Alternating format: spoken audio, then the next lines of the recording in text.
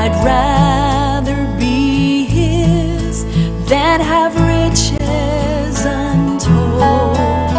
I'd rather have Jesus than houses or lands. I'd rather be led by His nail-pierced hand. Selamat Hari Natal dan Tahun Baru 2023. Masih tepat saya ucapkan ucapan tersebut karena kita masih dalam suasana Natal dan Tahun Baru. Bapak dan Ibu tetaplah sehat senantiasa untuk terus bertumbuh di dalam Kristus karena kita membaca Alkitab setiap hari, berdoa dengan Tuhan dan hidup menurut apa yang Tuhan kehendaki. Dan tetaplah juga menjaga kesehatan jasmani kita. Kita terus berdoa supaya kita senantiasa sehat di masa-masa seperti ini. Dan saya dengan sukacita menyampaikan betapa bahagianya kalau kita menjadi orang-orang yang setia kepada Tuhan, kepada gereja, kepada keluarga, pelayanan, pekerjaan kita, dan sepanjang tahun kita lewati bersama dengan Tuhan. Ada satu hal yang penting bagi kita saat ini untuk belajar di sekolah minggu mengenai dipanggil untuk memberitakan Injil dari Roma pasal yang pertama ayat 1 sampai 7. Sebelum kita belajar kebenaran firman Tuhan ini, saya ingin mengajak Bapak dan Ibu berdoa bersama. Mari kita berdoa. Bapa dalam sorga, terima kasih karena pagi ini kami boleh melewati dengan belajar firman Tuhan mengenai dipanggil untuk memberitakan Injil dari surat Rasul Paulus kepada jemaat di Roma pasal yang pertama, ayat yang pertama sampai dengan ayat yang ketujuh. Kami ingin menjadi orang-orang yang memberitakan Injil seperti firman Tuhan. Dan Bapak, biarlah sepanjang tahun 2023 ini kami boleh berjalan bersama dengan Tuhan dan hidup senantiasa menyenangkan hati Tuhan. Bapak, kami siap belajar di dalam nama Tuhan Yesus. Kami sudah berdoa. Amin. Mari Bapak dan Ibu kita buka surat Rasul Paulus kepada jemaat di Roma pasal yang pertama, ayat yang pertama sampai dengan ayat yang ketujuh. Mari, baik, kita baca bersama-sama dengan bersuara kebenaran firman Tuhan ini. 1, 2, 3. Dari Paulus, hamba Kristus Yesus, yang dipanggil menjadi rasul dan dikuduskan untuk memberitakan Injil Allah.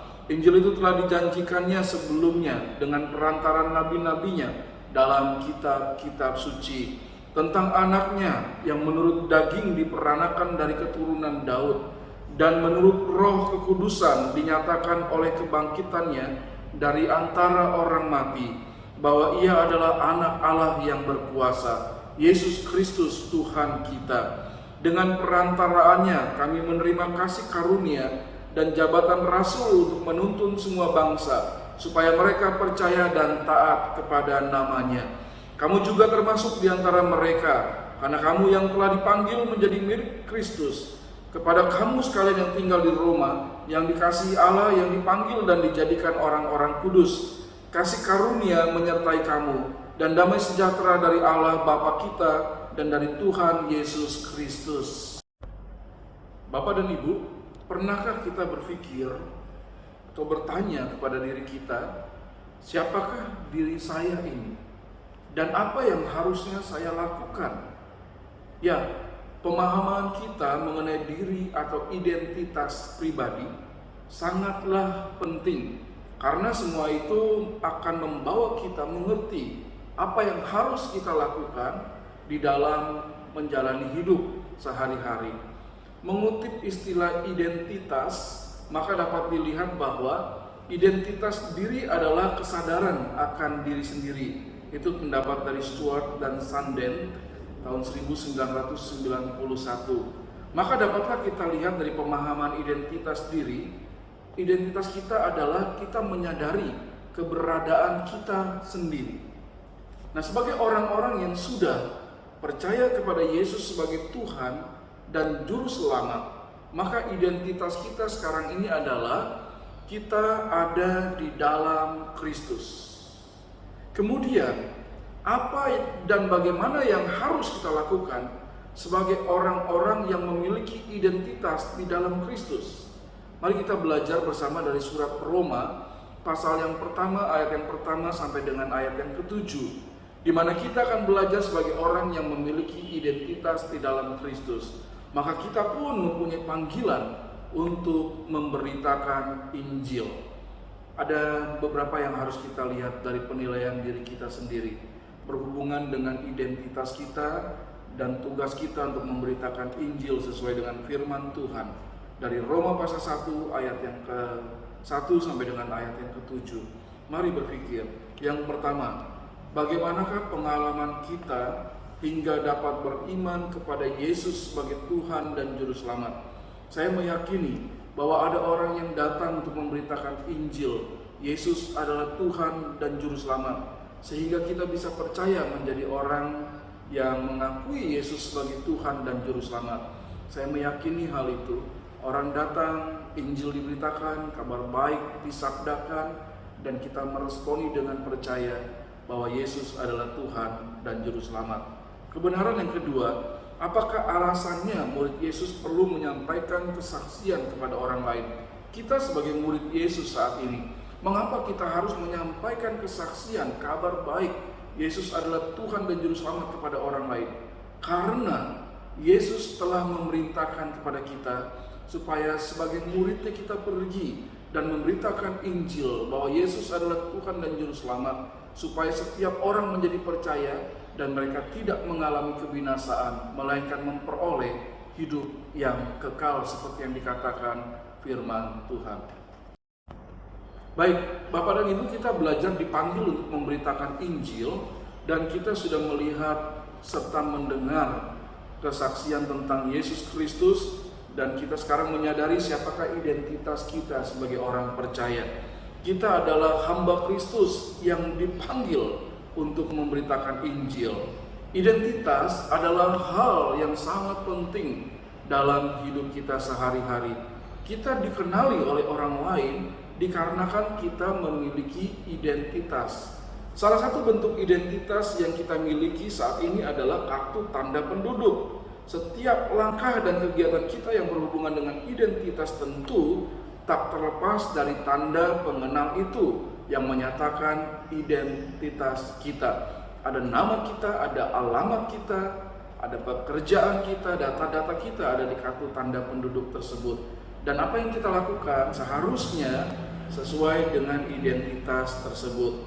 Nah, berhubungan dengan hal itu, dari firman Tuhan, surat Rasul Paulus yang diberi hikmat oleh Roh Kudus untuk menuliskan segala ilham Allah, menyatakan dalam Roma pasal 1 ayat 1, dari Paulus, hamba Kristus Yesus, memperkenalkan dirinya. Paulus mengatakan bahwa dia adalah hamba. Dari tulisan bahasa asli Alkitab Perjanjian Baru dari bahasa Yunani, kata hamba itu berasal dari kata doulos, yang berarti sebenarnya budak belian yang sudah dimiliki oleh tuannya. Dan Paulus mengatakan, saya hamba Kristus, saya melayani Tuhan saya, yaitu Kristus. Seorang hamba hanya bergantung kepada tuannya, kalau berasal dari kata doulos itu, atau budak.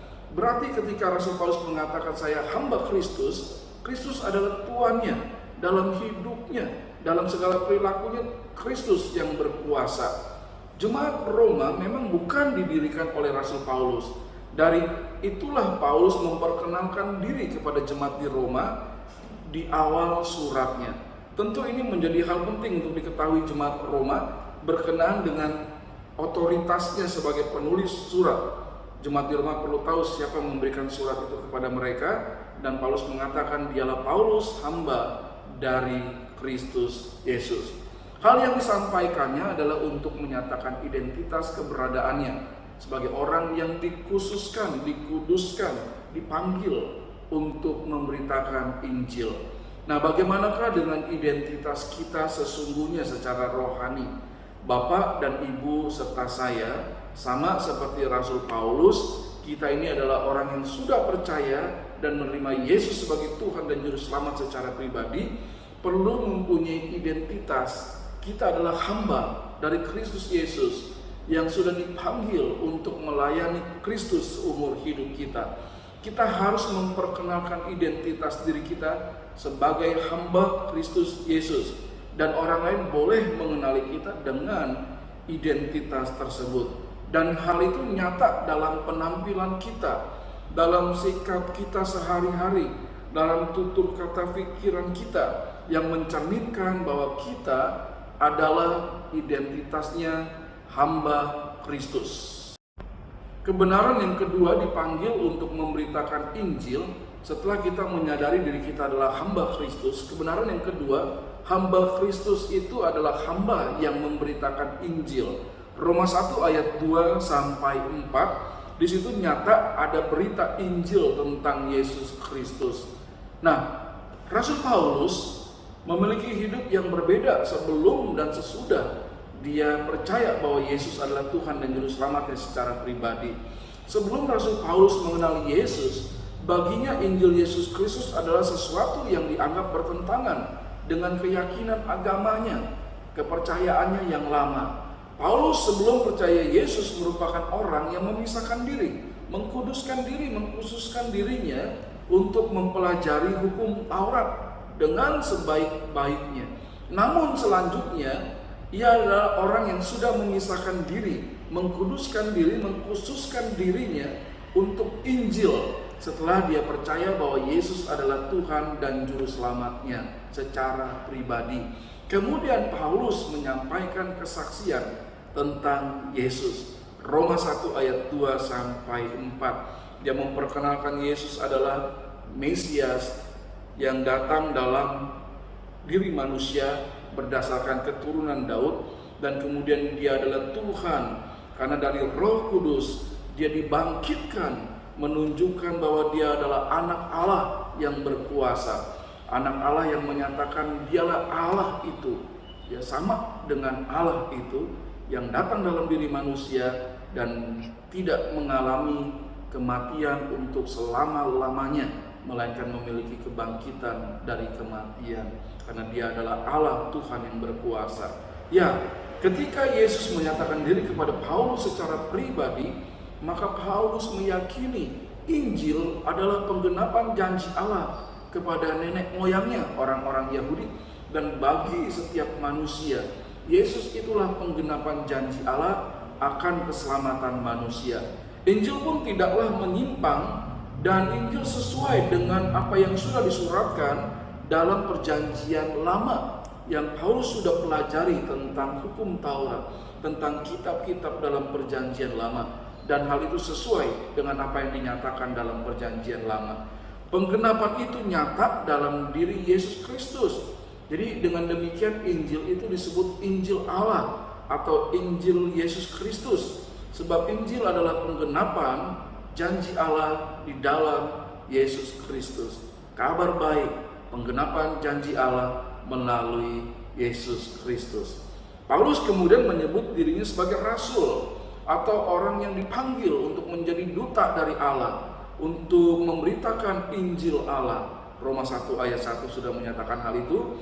Dan Tuhan mengaruniakan Rasul Paulus panggilan hidup yang mulia tersebut untuk menjadi rasul. Dan Tuhan yang membuat pelayanannya menjadi berkat bagi banyak orang.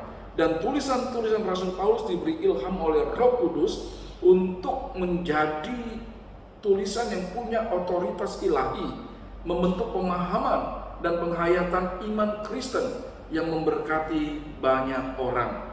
Demikian jugalah kita yang memiliki identitas sebagai hamba Kristus yang melayani Kristus. Kita juga memiliki identitas sebagai hamba Kristus yang memberitakan Injil. Pakailah pengetahuan kita, kasih kita, kesungguhan kita untuk memberitakan Injil kepada banyak orang. Seperti halnya dalam kartu tanda penduduk, identitas kita melekat di dalamnya. Demikian juga identitas kita sebagai hamba Kristus, yaitu hamba Kristus yang harus memberitakan Injil, melekat dalam diri kita sebagai orang percaya.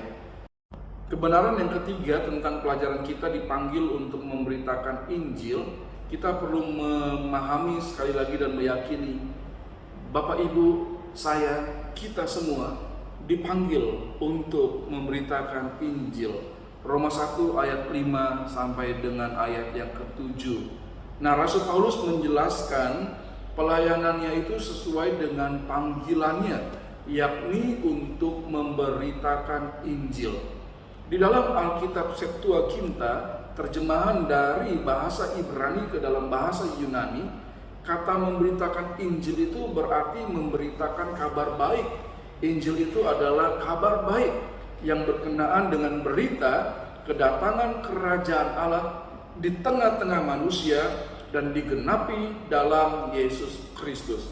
Kalau kita melihat dalam Yesaya pasal 40 ayat 9, 41 ayat 27, 52 ayat 7, 60 ayat 6, serta 61 ayat 1, itu mengatakan bahwa datang seorang hamba Tuhan yang memberitakan tentang kabar baik. Dan hal itu digenapi dalam diri Yesus ketika Yesus membaca kitab suci di rumah ibadat, dan tercatat dalam Lukas pasal 4 ayat 18 sampai dengan ayat yang ke-21 bahwa nubuatan di dalam perjanjian lama itu sudah digenapi di dalam dirinya. Saya bacakan, ketika Yesus ada di rumah sembahyang, di rumah ibadat, dia diberikan kitab, dan kitab itu berasal dari Nabi Yesaya yang berbicara tentang dirinya. Jadi dikatakan demikian ketika Yesus membaca nas dari Yesaya, Roh Tuhan ada padaku, oleh sebab Ia telah mengurapi aku untuk menyampaikan kabar baik kepada orang-orang miskin, dan Ia telah mengutus aku untuk memberitakan pembebasan kepada orang-orang tawanan dan penglihatan bagi orang-orang buta, untuk membebaskan orang-orang yang tertindas, untuk memberitakan tahun rahmat Tuhan telah datang. Kemudian dia menutup kitab itu, memberikannya kembali kepada pejabat, lalu duduk. Dan mata semua orang dalam rumah ibadat itu tertuju kepadanya. Lalu ia mulai mengajar mereka, katanya, pada hari ini genaplah nas ini sewaktu kamu mendengarnya. Jadi jelas dalam pengajaran di rumah ibadat sambil duduk, Yesus mengajarkan bahwa segala nas yang dinyatakan dalam kitab Yesaya tentang Mesias, tentang juru selamat ada dalam dirinya. Jadi jelas sekali, dan kemudian kabar baik tentang Yesus itu perlu diberitakan. Nah, Paulus sebagai rasul telah memberitakan Injil Kristus yang adalah anak Allah yang berkuasa dan telah bangkit dari antara orang mati. Selain itu, Paulus juga terbeban dalam tugas pelayanannya menuntun semua bangsa agar percaya dan taat kepada Kristus. Roma 1 ayat 5. Termasuk di dalamnya adalah orang-orang Roma. Roma 1 ayat 6 sampai 7. Meski Paulus belum mengenal jemaat di Roma, namun pemahamannya akan tugasnya sebagai rasul membuatnya tidak sungkan-sungkan untuk menulis surat kepada mereka dan menyampaikan pengajarannya tentang Injil, kabar baik dalam Yesus Kristus yang adalah Tuhan dan Juru Selamat, dan semua orang perlu menerima Yesus dalam dirinya. Jadi dia merasa terpanggil untuk memberitakan Injil. Bagaimana dengan kita? Adakah kita tahu bahwa kita sesungguhnya terpanggil untuk memberitakan Injil, kabar baik tentang keselamatan dalam Yesus Kristus yang adalah ya dan amin? Tepat sekali, benar, dan bukan mudah-mudahan. Jadi keselamatan dalam Kristus adalah ya dan amin. Mari dengan identitas yang kita miliki, kita akan nyatakan dalam diri kita untuk memberitakan Injil atau kabar baik keselamatan dari Yesus Kristus Tuhan kita, supaya menjadi berkat bagi banyak orang. Bapak dan Ibu, sebuah kebenaran firman Tuhan yang sangat memberkati kita, dipanggil untuk memberitakan Injil berdasarkan Roma 1 ayat 1 sampai 7. Mari kita melakukan kebenaran firman Tuhan ini. Roma 1 ayat 1 mengatakan dipanggil sebagai hamba Kristus. Yang kedua, Roma 1 ayat 2 sampai 4, hamba Kristus yang memberitakan Injil. Roma 1 ayat 5 sampai 7 yang ketiga, kita dipanggil untuk memberitakan Injil. Mari kita melakukan kebenaran firman Tuhan itu yang menyatakan ada dalam diri kita sebagai murid atau hamba dari Kristus, pergi untuk memberitakan Injil. Mari kita berdoa. Bapa, terima kasih karena firman Tuhan mengajarkan kepada kami dipanggil oleh Tuhan untuk memberitakan Injil, kabar baik tentang Yesus sebagai Tuhan dan Juru Selamat kepada setiap orang di setiap tempat, sehingga mereka boleh percaya bahwa Yesus adalah Tuhan dan Juru Selamat. Dan biarlah keyakinan kami terus membawahi hidup kami, untuk menjadi orang yang suka memberitakan Injil. Terima kasih Bapa yang baik, terpujilah nama Tuhan. Berkati setiap Bapak dan Ibu dalam menjalani hidup mereka hari lepas hari di dalam Kristus. Di dalam nama Tuhan Yesus kami sudah berdoa. Amin. Sampai bertemu minggu yang akan datang. Tuhan memberkati kita semua.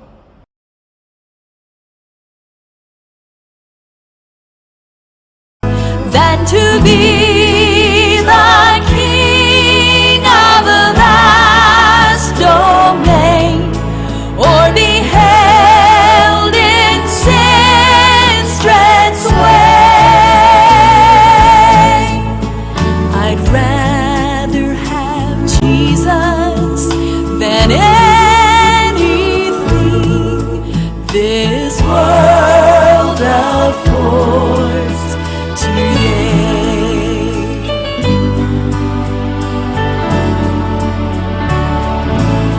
Than to be